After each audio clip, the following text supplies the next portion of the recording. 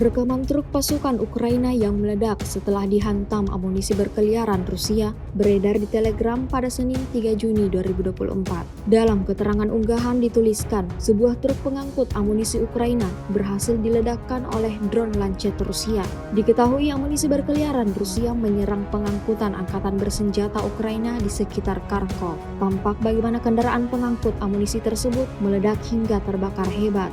Bukan hanya sekali, UAV Rusia datang menghantam, tapi lebih dari 2 kali. Sampai-sampai kepulan asap disertai kobaran api membumbung tinggi. Dapat dipastikan, akibat peristiwa ini, militer Kiev lagi-lagi alami kerugian besar. Sejak unggahan ini beredar, beragam komentar dituliskan warganet.